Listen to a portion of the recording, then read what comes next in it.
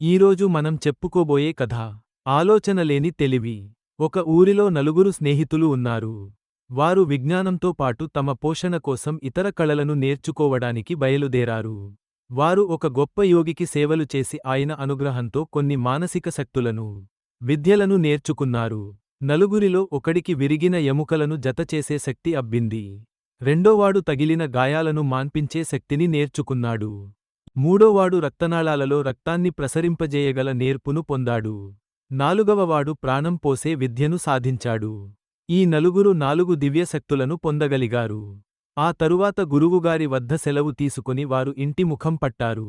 ఊరు చేరడానికి అడవిగుండా పోవాల్సి వచ్చింది. క్రూర మృగాలకు ఆలవాలమైన ఆ అడవిలో నలుగురు కలిసి ఒక చచ్చిన సింహాన్ని చూశారు. తమ శక్తులను ఉపయోగించి ఈ సింహాన్ని బ్రతికించాలనే కోరిక వారిలో కలిగింది. ఇది క్రూర జంతువు, దీన్ని బ్రతికించితే అది మనలను చంపుతుంది అని ఒకడు చెప్పాడు. అందుకు ఇంకొకడు, మనము దీన్ని బ్రతికించాము, కాబట్టి మనలను ఏమి చేయదు అని పని ప్రారంభించారు. ఈ సింహాన్ని బ్రతికించితే అది మనలను చంపుతుంది అన్నవాడు చచ్చిన సింహం ఎముకలను జోడించి ప్రక్కనే ఉన్న చెట్టు ఎక్కి కూర్చున్నాడు. రెండవవాడు గాయాలను మానేలా చేశాడు.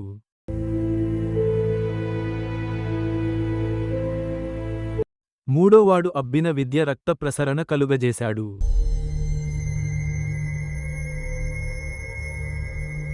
ఇప్పుడు నాలుగోవాడి వంతు వచ్చింది. వాడు తన విద్యను ఉపయోగించి ఆ సింహానికి ప్రాణం పోశాడు. ఫలితంగా మళ్లీ ప్రాణం వచ్చిన సింహం ఆ ముగ్గురిపై విరుచుకుపడి వారిని ఆహారంగా భుజించింది. చెట్టుపైకి ఎక్కినవాడు జరిగిన సంఘటన చూస్తూ ఉండిపోయాడు.